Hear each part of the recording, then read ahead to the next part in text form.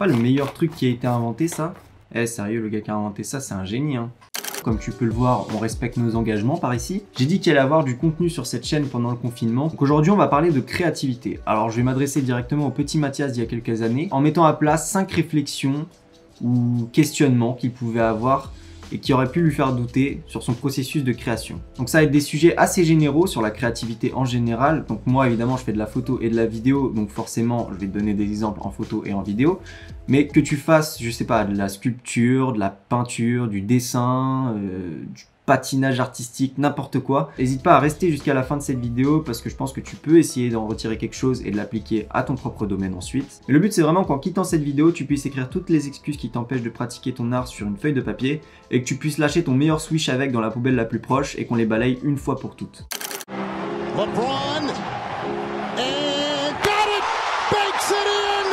Donc que tu sois débutant ou à un stade un peu plus avancé de ta progression, j'espère que ces petits conseils t'aideront parce que ça fait jamais de mal de se remettre en tête certaines choses qu'on peut avoir tendance à oublier une fois qu'on a bâti une zone de confort. Excuse numéro 1, je ne sais pas de quel sujet traiter. Donc premièrement, organise tes pensées. Essaye de trouver un sujet avec lequel tu es à l'aise et surtout qui te passionne.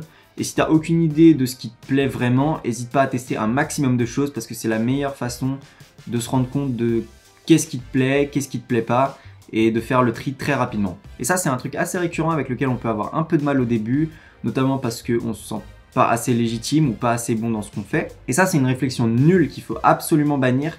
T'as pas besoin d'être le meilleur dans ton art pour partager ton expérience. Au contraire, c'est la diversité des expériences qui est intéressante à aller chercher. Et dès le moment où c'est quelque chose qui te passionne, bah, je vois pas où est le problème en fait. Ensuite, réfléchis à comment aborder la chose de façon originale. Alors ça, il n'y a pas vraiment de tutoriel défini, mais s'il y a un petit conseil que je peux te donner, une petite astuce que j'ai développée, c'est que ton cerveau et ta créativité marchent sur certaines périodes. Donc il y aura des moments de la journée où ta créativité sera un peu plus stimulée que d'autres. Moi je sais que par exemple, après le déjeuner, la phase de digestion, c'est impossible pour moi d'être créatif. Mais par exemple, le soir, avant d'aller me coucher, bah, c'est là où mon cerveau va avoir le plus d'idées qui fusent et où je vais trouver des idées un peu créatives, originales que je vais pouvoir développer. Mais c'est vraiment une chose qui varie en fonction des gens parce que tous nos cerveaux ne marchent pas de la même manière et encore heureux. Donc c'est pas quelque chose que je peux déterminer à ta place. Si tu veux, il va vraiment falloir que tu mènes ton enquête personnelle à force d'expérimenter le processus de création. Mais si tu veux, je peux te donner quelques pistes qui peuvent peut-être te guider. Par exemple, ça peut être pendant que tu prends ta douche où tu vas avoir un flux d'idées qui va arriver. Ça peut être lorsque tu es en train d'attendre que tes pâtes sont en train de bouillir. Ça va vraiment être à toi de travailler la chose et de trouver quelles sont les meilleures techniques pour toi. Et il n'y a pas de mauvaise ou de bonne technique si tu veux. Excuse numéro 2, personne ne va regarder ce que je fais. Si tu veux te lancer dans la création, il y a un truc absolument primordial qu'il faut absolument que tu gardes en tête et que moi-même j'ai mis du temps à imprimer dans mon cerveau, c'est fais-le avant tout pour toi et non pas pour plaire aux autres. Dis-toi juste que si personne ou en tout cas très peu de monde regarde ce que tu fais, c'est un très gros avantage. Parce que tu auras beaucoup moins cette pression du jugement des autres et si tu penses que tu seras plus motivé s'il y avait plus de regards posés sur ton travail, bah détrompe-toi parce que là c'est une toute autre problématique qui va se poser à toi et elle vient juste après. Donc c'est très important de d'abord créer pour soi avant de créer pour être validé par d'autres. Excuse numéro 3, personne ne va trouver ça assez bien. Alors ça c'est un autre problème assez récurrent auquel je pense tous les créateurs et artistes ont été confrontés à un moment ou à un autre et la personne qui viendra me dire le contraire, je la croirai pas une seule seconde. Mais le manque de confiance en soi et son travail, c'est tout à fait normal et c'est loin d'être une fin en soi. La confiance, c'est quelque chose qui s'acquiert à l'expérience, à force de faire, à force de découvrir ce que tu aimes faire, ce que tu sais bien faire.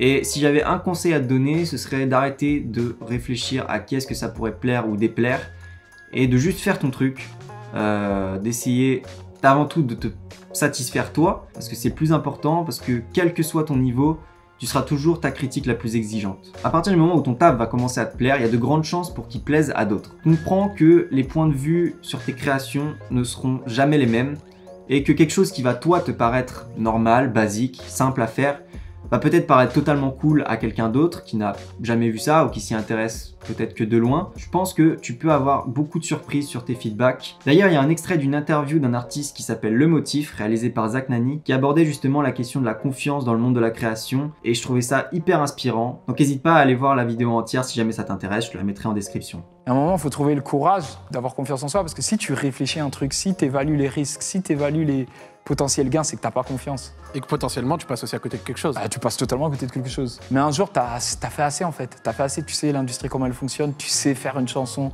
tu sais faire un truc. Et en plus, t'as envie de le faire. Ton cœur, il te dit, j'ai envie de le faire. À un moment, faut arrêter de chercher midi à 14h. Et faut y aller. Je suis d'accord. Il y a des gens, toujours quand ils vont, et ça c'est ce que je leur ai dit, c'est un truc, je sais pas si c'est culturel ou autre, ils ont trop peur de l'erreur. Et quand vous voulez vous lancer pour faire un truc, que ce soit une marque, des vidéos YouTube, du son ou X, acceptez que ce soit pas parfait au lancement. Parce qu'il est plus important de faire que de vouloir être tellement perfectionniste qu'au final tu fais rien et t'es bloqué. Faites, démarrez, corrigez, mais le plus important, c'est faites.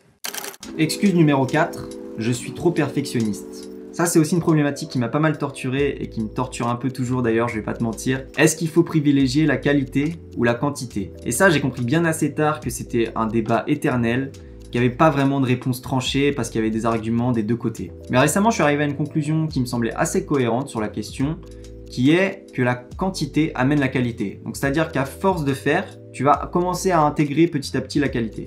Mais un exemple de cas par exemple qui favorise la simplicité et donc la quantité à la qualité, c'est Casey Neistat.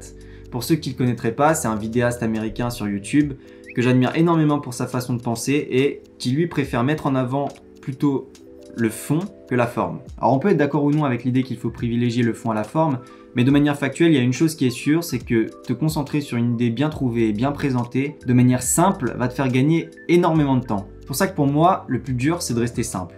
Mais quelle que soit la manière dont tu choisis de présenter tes créations, pour moi, ce qui va faire toute la différence, c'est le storytelling et le message que tu veux faire passer, qu'il faut surtout pas négliger et maquiller derrière une esthétique.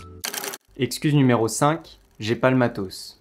Si tu veux faire des films, t'as juste besoin d'un truc qui filme. Dire j'ai pas de matos ou pas de contact, c'est un truc de victime. Bon alors Orelsan, oui et non, hein, c'est un peu extrême comme manière de penser quand même. Mais dans le cas de la vidéo, oui c'est vrai que aujourd'hui, c'est vraiment plus un problème parce que 80% des caméras, même bon marché, font le taf. T'as pas besoin de filmer absolument en 4K, d'autant que tu peux aussi utiliser ton téléphone parce que n'importe quel smartphone aujourd'hui est doté d'une bonne caméra qui peut filmer en Full HD. Après, pour des projets professionnels, ça peut être sujet à débat, mais j'ai pas envie de rentrer là-dedans parce qu'il y a d'autres variables à prendre en compte. Mais en tout cas, pour une pratique artistique, à notre époque, c'est vraiment plus un problème, quoi.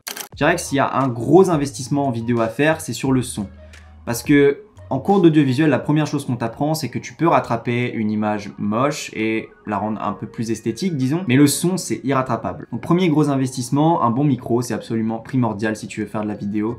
Il y en a de très bons sur le marché à des prix totalement accessibles. Moi, j'utilise le Rode VideoMic Pro, ça coûte une centaine d'euros. Si jamais ça t'intéresse, n'hésite pas à aller voir la description, je te mettrai le lien. Et ça fait totalement le café. Bon, voilà, on a fait à peu près le tour pour aujourd'hui. J'espère que ces quelques réponses aux problèmes auxquels on peut être confronté quand on débute la création t'auront aidé dans ta quête vers la motivation. Je sais que c'est dur au début, on est tous passés par là. Si jamais toi aussi tu crées des choses cool, n'hésite pas à me le faire savoir dans les commentaires et à partager ton taf, histoire que je puisse aller jeter un œil. Pour conclure, je citerai une petite phrase que j'aime beaucoup et qui résume assez bien tout ce qu'on a décrit dans la vidéo, qui dit que tu peux trouver toutes les excuses possibles pour ne pas le faire, mais tu en as besoin que d'une seule pour le faire. Prends soin de toi. Oublie pas de créer, on se dit à bientôt la famille. Peace. Raising the Tobagos, we growing like fresh tomatoes. Them boys on fire, too fuego, we pass it round hot potato. Oh, premier coup. Je suis un monstre. Clairement un monstre. Everything is new wave, oh, I'm with my sweetie like Quavo. Need my cheese, need that queso. Need my bread, need that bankroll. Wake up, yes, Lord, I'm thankful. Another day on my schedule. Steady blocking the devil. I tell a hater, God bless you.